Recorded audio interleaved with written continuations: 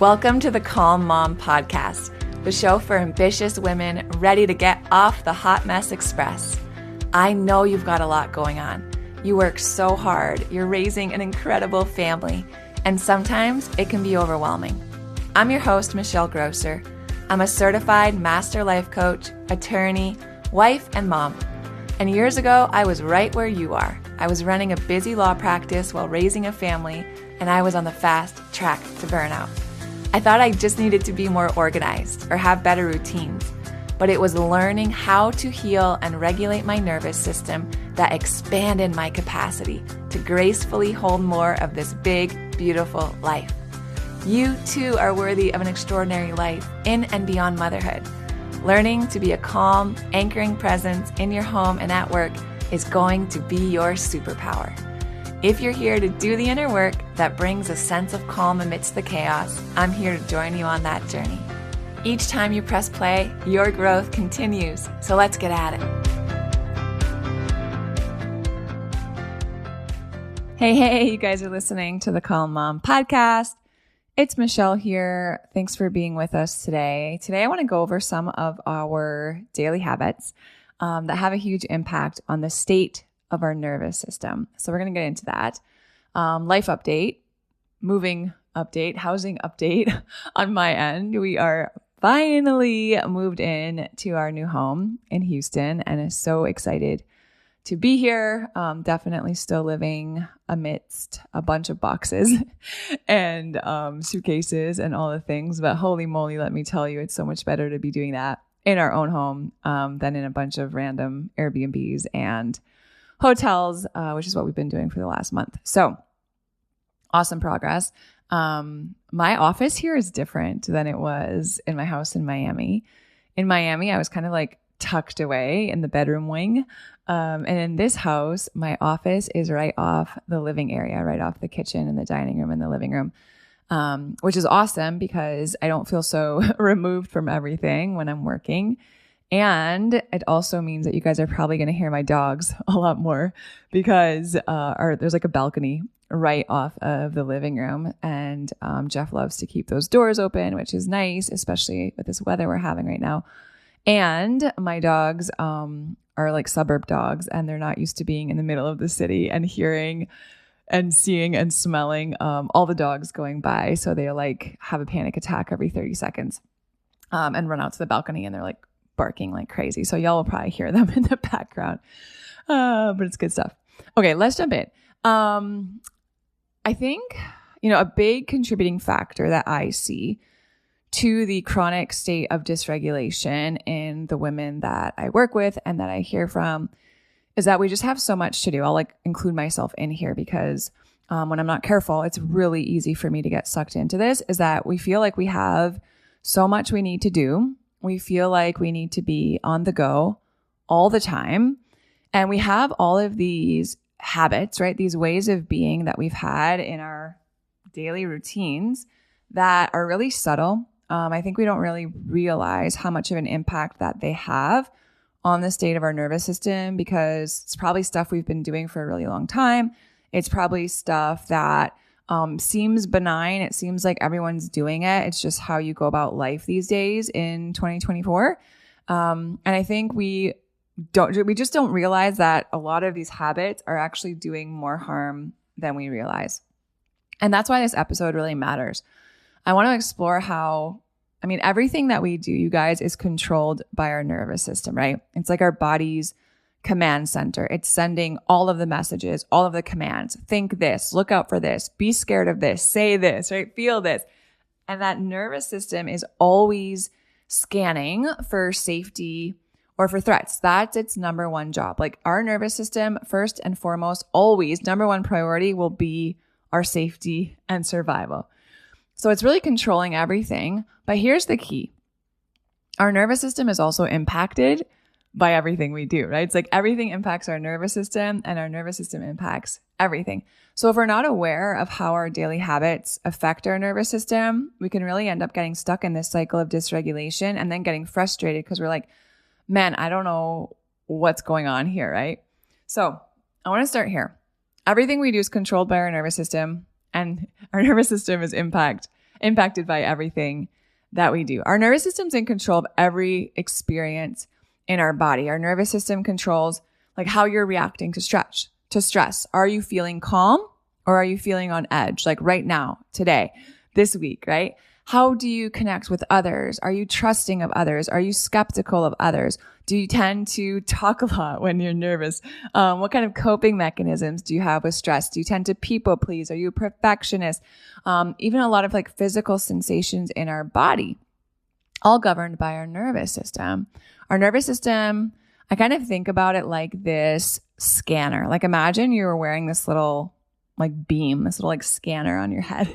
And it's just like constantly looking out in front of you. I'm like literally have my hand on my head right now. And just like scanning, right? It's constantly assessing your environment. It's constantly trying to, take in information and figure out, hey, is this safe or is this dangerous, right? And it's using so many different cues, things that we hear, things that we smell, things that we experience, internal things, right? Our thoughts and our emotions, even like our digestion, you guys. Our nervous system is assessing all of these different things to figure out if we're safe or not. But here's the flip side. Our nervous system is not just reactive. It's actually highly influenced by the choices that we make every day. So the things that we do repeatedly, our habits, send signals to our body about whether we should be calm, right? Which like, okay, we're good. Or whether it's time to like jump into some sort of stress response, fight, flight, freeze, or fawn. So our body's always in conversation with the things that we do every day. And ultimately our habits are the things that we do every day, right? So our body's in constant communication, I guess, or conversation with these habits because it's taking in information from our surroundings, from the things that we do every day. So everything from, your posture, like how you sit, how you eat, all of the things, the pace with which we're living gives our nervous system information that either A, we're safe, or B, we're in danger, right? A, our nervous system needs to like soothe, our nervous system is soothed by our habits, or our nervous system is dysregulated by our habits. And, I think a big culprit to the reason why a lot of our habits are having a negative impact on the state of our nervous system is really because, in this day and age, we're living as part of a society that collectively encourages habits that ultimately dysregulate our nervous system.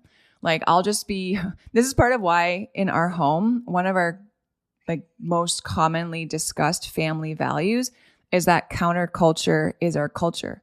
Like I'm not going to blindly go about my day doing all of the things that, Pinterest, Instagram, the neighborhood moms, whoever it is, right, are doing or saying that I should be doing to be a good mom, to be successful, to raise, healthy, resilient, kind human beings.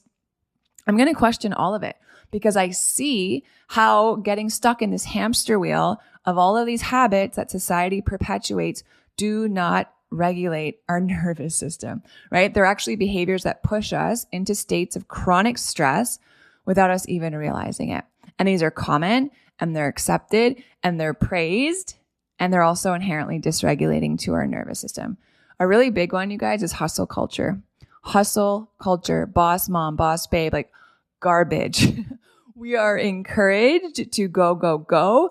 Always be productive, right? We have so many stories wrapped up in what it looks like to be lazy, what it means if we're not productive, what it means if we rest, never slow down. That constant pressure keeps our body in a sympathetic state, you guys. It keeps us in fight or flight because these habits have become so normalized. We don't even realize that they're triggering our nervous system. We don't even realize that they're leading to anxiety and burnout and chronic stress. So step one, say it with me, awareness. I always talk about it, right? Before we can change anything, we need to notice the signals that our body is sending us. And then we have to start to question which parts of our daily routine might actually be pushing us into a state of stress or dysregulation. And then take a look at it, right? Is this something that I'm doing for this season because this is like a sprint and I see the end line and this is how my days are looking now, but I see that there's a light at the end of the tunnel and it's going to change. That's very different than like, I have done this every day for the last 10 years. And this is just how I've done things. And this is no longer serving me, right? This is actually pushing me into a state of stress and dysregulation. And I'm making a decision now to push back against it, right? To do something about it because I see that it's not serving me anymore. Now that I have the awareness, I can then make a decision that will serve me better, right? That's the whole idea of being conscious. It's like, oh, that's actually not serving me well. I'm going to do something different about it. And then instead of being stuck in like the rat race that everyone else is running, that's just not serving anyone really. Okay, so let's talk about the 5 habits. I think these are daily habits for a lot of us that can contribute to nervous system dysregulation. These are parts of everyday life. They might seem harmless. They might actually feel productive if you have a not so healthy relationship with productivity. But over time, guys, these habits wear down your nervous system's ability to function properly. The other thing I want to say before I jump into these is that I think a lot of us like know these things, which can be kind of annoying, right? I'm going to tell you some things or point out some habits that you have that you're probably like, yeah, I already know that. I already know I shouldn't be doing that. I already know that's not great for me. I already know I've heard it. I've seen it on Instagram. You've talked about it before. But here's the catch, you guys. Like, you might know it, but are you doing anything about it? You have this information, but is it like then leading to any action, right? It's your life. It's your choices. These are your habits. I can talk to you about this stuff until I'm blue in the face. But ultimately I can't do the work for you. So if you're listening and you're like, yeah, I already know this. I already know that's not good for me. I already know that's not good for me. But you're doing these a lot more often than you're wanting to admit. Like, y'all, just a very loving, gentle invitation for you to be honest with yourselves. And then, man, love yourself enough to take some action, right? Choose one of these that you're like, yeah, I know that, but I haven't done anything about it. Choose one this week and put it into practice and actually change your habit and watch what happens, right? It takes a few months. I think the research shows that it takes about 60 days for us to form new neural pathways, new habits, new ways of being. So can you make a commitment, right? From now until, the holidays, from now until the end of the year, whatever it is, I'm going to really be intentional and in integrity about holding this boundary, about either doing or not doing this daily habit. And then just notice what happens in your nervous system. I think that's a great start. Okay, number one. Number one is excessive phone, screen, notification, email, text, like all of that. Yes, the blue light. Yes, all of these things. But even more than that, you guys, it's the constant stimulation and input. It's not so much even like the screen that I'm so worried about. It's that you're constantly being inundated with information and requests and people that need something from you and want a response right now. And you're multitasking and your brain is scattered and you're in 700 different tabs. And that constant input from your screens, it keeps your nervous system in a hyper aroused state, especially when it comes to your emails, social media, like notifications right now. You guys, if you're going to do anything, turn off your notifications. I have turned off every notification on my phone. I'll get the really important notifications by email, things like from my banking, or if it was like my kids' school apps, things like that. But the notifications on my email were also turned off. So I had to go in and like check my email a couple times a day. And then I would be able to get those notifications. Huge difference in my anxiety, in my dysregulation, right? So much healing just from that simple thing, because all of that information, all of that stimulation, all of those like urgent needs of the whole world and that like aren't even your problem, you guys, it keeps you in fight or flight mode. And that's where your body perceives all of this information as a form of a threat. Your body's like, whoa, this is so overwhelming, not to mention all the other like 700 things I have to do today, right? So it's like scrolling without realizing it. And all of a sudden, 20 minutes have gone by. Checking emails all day long, or at least first thing in the morning and last thing at night, no bueno. Doom scrolling before bed. We're never really fully engaged, which means our nervous system is always kind of on, right? It's always on alert. It's always expecting the next notification. What's the next thing I got to do? What's the next thing I got to respond to? What's like, it's election season. Like, what kind of information are you consuming that's leading to mental fatigue, poor sleep, emotional dysregulation? So guys, set some boundaries around this. Man, like if you can put your screens away at a certain time, like, hey, I put my screens away at 6 p.m. and I like literally put them in, like for us, we have a charging station in our pantry. It gets plugged in there. I don't look at it until a certain time the next morning. Have some screen-free times blocked off in your home for you, for your partner, for your kids, especially in the mornings and the evenings. And then when you are consuming screen time, man, get yourself a pair of like blue light glasses, blue light filters. What's another thing you can do? This has also been really helpful for me. I've talked about it before. I went through my Instagram that I was following, like accounts that I was following. And I just went on this massive unfollow binge. And I just unfollowed anyone who was perpetuating this hustle culture, anything negative, anything that, I used to buy into that I'm not subscribing to anymore, anything fear-based, anything that would give me a skewed perception of reality, i.e.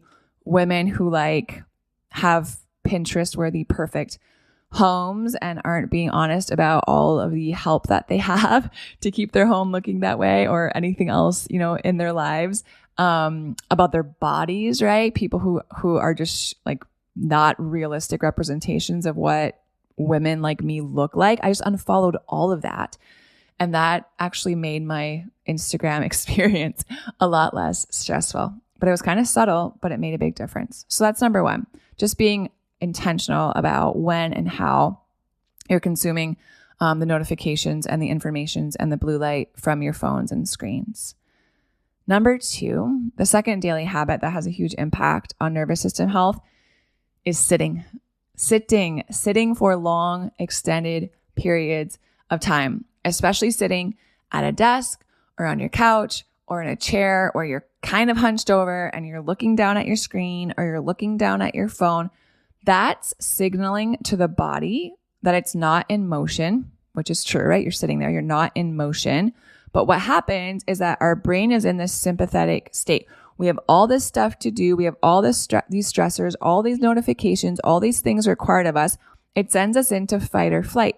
When we are in fight or flight, when you guys are in fight or flight, every cell in your body is primed for movement. Just think about the term fight or run, right? Fight or flight. That's movement. So you're in fight or flight because you're checking your email and there's so much to do and you're overwhelmed and you're never going to get to it and whatever the rest of the story is, right?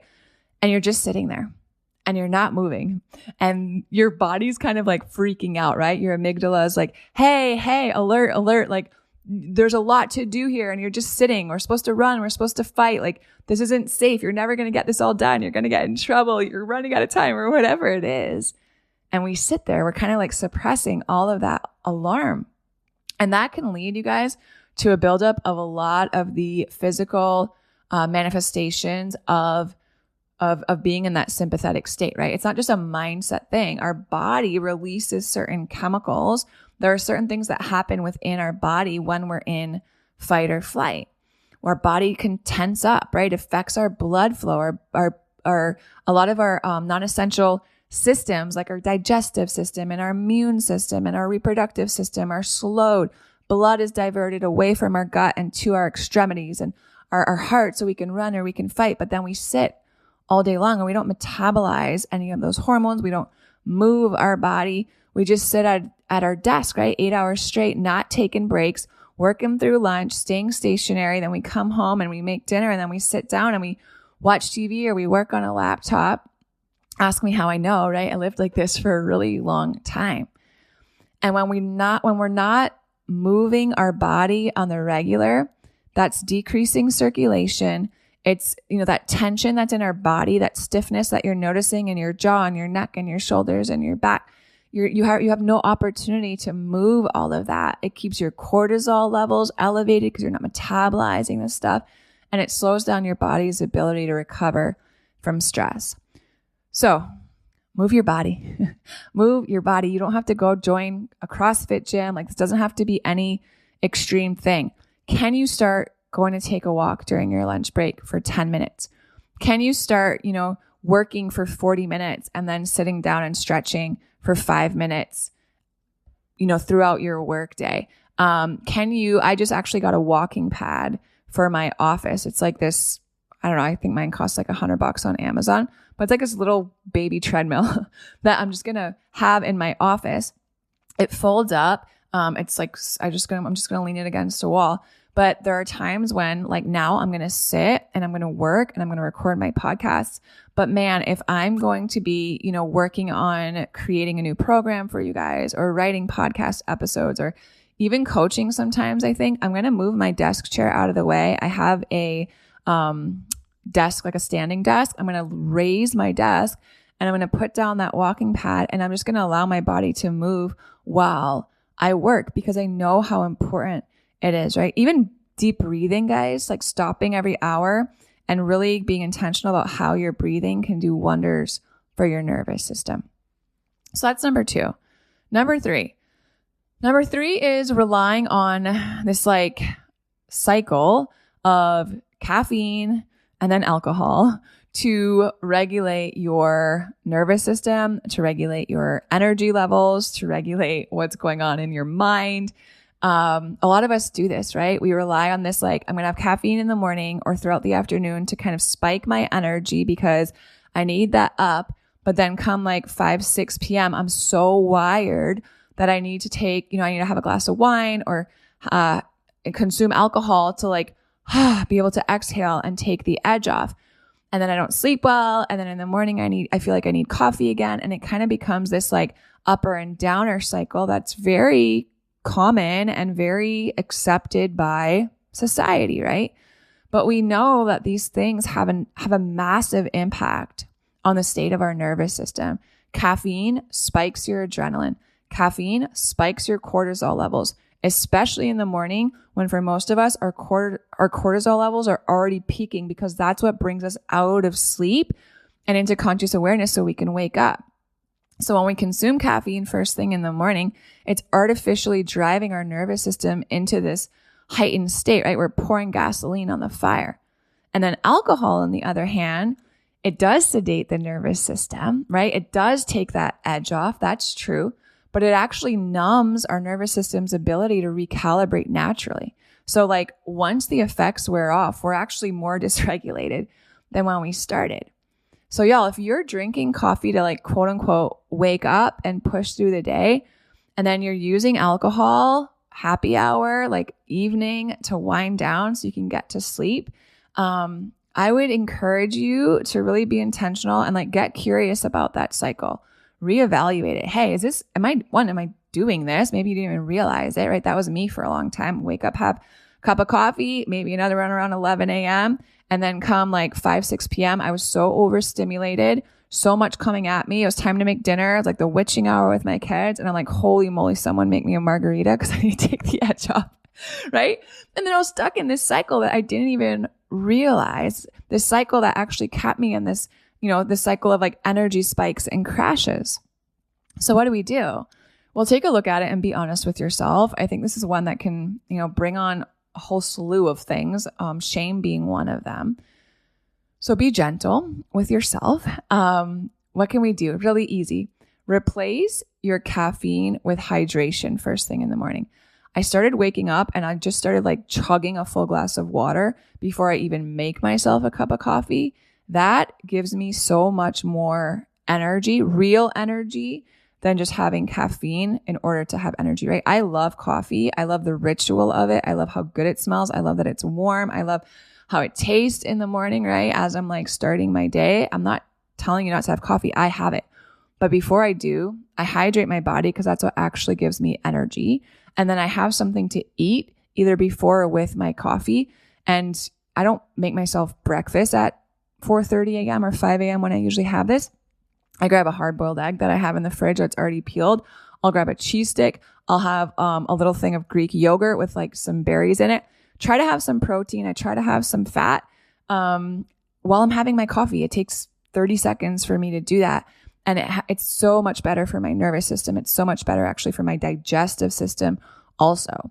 So replacing your alcohol, so replacing your caffeine with hydration and then eating some protein and fat with your caffeine in the morning can really help. And then in the evening, something that really helped me, one, a lot of this is a habit, right? We're talking about habits. So going to that glass of wine, going to that cocktail in the evening can be habitual. So just noticing that and then asking yourself, like, what does my body actually need right now? Right? Sometimes my body just needed like some calming activity. Sometimes my body just needed a walk outside by myself. Sometimes my body just needed a warm bath. Sometimes my body or my being really needed to connect with my husband, right? That was like a time where it's like, all right, let's have a drink and make dinner together and we'd have good conversation. And I loved that. But I'm like, it's not the alcohol that I want in that. I want the connection. So I can still have that connection and maybe I'll have a mocktail or, whatever it is. Just experiment with different things. There's so many things out there now. You can have mocktails with adaptogens that actually help support your calm without the sedation. That's what I've been doing lately. I've been getting a subscription box from Curious Elixirs. I've tried their Negroni one, and right now I'm having the spicy pineapple margarita. These are alcohol free, you guys, and they're chock full of things that are great for your body and great for your brain and great for your nervous system. Give it a shot. So that's number 3. Number 4, the fourth daily habit that impacts our nervous system health is that we avoid rest. We avoid stillness like the plague. Y'all, your inability to rest and be still will keep you in your sympathetic nervous system. That sympathetic nervous system will get large and in charge if you don't learn how to slow down and rest, right? When we are resting, our parasympathetic nervous system is activated. That system gets to step in. That system allows our body to recover. So when we're avoiding downtime, avoiding rest, avoiding mental breaks, we never give our nervous system a chance to regulate. So maybe you're listening to this and you're like, I used to be, right? You're constantly multitasking. You feel so uncomfortable with downtime. You feel guilty about it. You feel guilty that you're not being productive. It feels like you're wasting time. Or you sit down, but like you have to be doing something, right? You have to be listening to a podcast. You have to be scrolling your phone. You have to be reading a book. You have to be watching TV. You have to be like, I don't know, planning for the Halloween costumes or whatever it is. Like you can't just sit and rest, right? You never enter that rest and digest mode. Your body stays stuck in overdrive. And guys, that leads us to emotional exhaustion. It leads us to physical burnout. It's one of my big 3, right? I always talk about stillness, movement, and play. So building in moments of intentional stillness into your day. Again, I'm not talking about adding this whole like hour-long morning stillness routine. Like ain't nobody got time for that. What I am talking about is like, instead of jumping from task to task to task all day long, can you take 3 minutes between tasks? Like if you're cleaning your kitchen and then you're going to go fold laundry or you're going to go answer emails or you're going to go help your kids with homework or you're going to go scrub the bathroom, like can you take 5 minutes between tasks and just sit on the couch, have a glass of water, right? Do a 5-minute meditation, do 3 minutes of breath work. Just sit and notice what's going on in your body. Wow, my jaw's been clenched all day long. I'm so glad I took a moment to notice this. I'm going to soften it. I'm going to peel my tongue off of the roof of my mouth, right? Just sitting quietly, journaling, sitting without distraction, without your phone for a few minutes between tasks. Massive change, I promise you. And then the last one, number 5, the 5th habit that impacts our nervous system health. You guys are rushing. Are we rushing through meals? Rushing through meals. When we eat in a rushed state or do anything rushed, honestly, but I think eating is one of the most frequent that I see. When we are rushing to eat, that is signaling to our nervous system that we're not safe, right?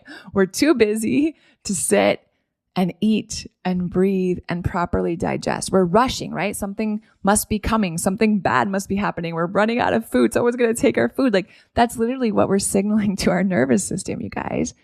And it leads to really poor digestion and it leads to poor nutrient absorption. And moreover, it keeps our body in our fight or flight response, right? It keeps us activated instead of allowing that parasympathetic, that rest and digest response to take over. So this might be you if you eat while standing. This might be you if you eat at your desk.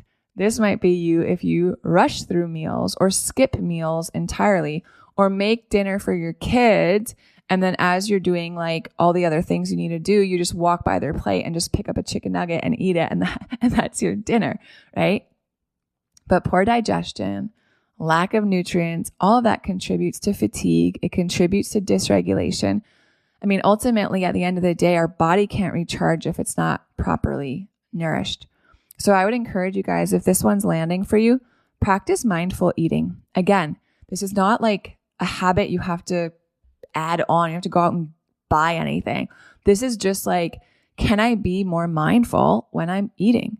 Even if it's just for 5 minutes, you guys, like, can you sit down, chew your food slowly, take small bites, breathe, drink between bites, like notice the flavors, notice the textures of your food. Mindful eating. And it engages your parasympathetic nervous system, and that promotes digestion, it promotes relaxation, and ultimately it's super regulating for your nervous system. So guys, I know these are small habits, and they might seem insignificant, but let me tell you, like, just trust me on this. They have a huge impact on your nervous system over time. And you guys are taking the steps, like just now having this awareness of these patterns. It allows you to start making small shifts in your day-to-day routines toward regulating your nervous system. So I'd love to invite you, man, just consider like which one of these 5 habits we just went through might have the greatest return on the investment of your time and intention in your own nervous system. Like, can you start with just one small change this week to bring more calm and to bring more balance into your day? Continue listening to the podcast. We talk about this stuff a lot, you guys. I give you guys a ton of practical strategies for nervous system regulation. So I think that's super helpful, but I would love for you to just grab one thing that you're going to be intentional about focusing on this week, to change that daily habit, to help incorporate a practice that is more regulating and ultimately that serves you guys better. All right, that's what I've got for you guys today. I'm so grateful for you. I love you all so much. If you have enjoyed this episode, if you've enjoyed the Calm On podcast, if you have learned anything, one, that's so awesome. And it's my favorite thing to hear. And then second, if you could thank me by leaving the show a 5-star rating and a short review, I would just be so grateful for you and to you. I truly have the best audience in all the world. And ultimately, leaving the show a rating and a review is a great way to say thank you to me. But more than that, it's the way that we get all of this information, which I really think is, I mean, it's just so important, especially to women like us who are raising children. It's how we get the show out there to other women so they get access to the same information. So if you could leave the show a short review, a 5-star rating today, I'd be so grateful. All right. I love you guys so much. Have a great day. I'll talk to you soon. If you love Mommy's Podcast, leave a review. If you enjoyed this episode, it would be so awesome if you could take a moment to subscribe and rate the podcast. And if you have just a few more seconds to leave a quick review, they really help to get this podcast out to other moms like you. I read every last review, and trust me, when it's late at night or early in the morning before my kids get up and I'm working on bringing you all of this content, your reviews are what keep me going. Leaving a review is truly the best way you can thank me. And of course, DM me on Instagram. I love to hear from you. Thanks for listening to another episode. Head over to the show notes for this episode and all past episodes at michellegrosser.com, where you'll find free resources and more ways to connect with me. If you love the show, share it with a friend. Thanks again for tuning in. We'll see you next time.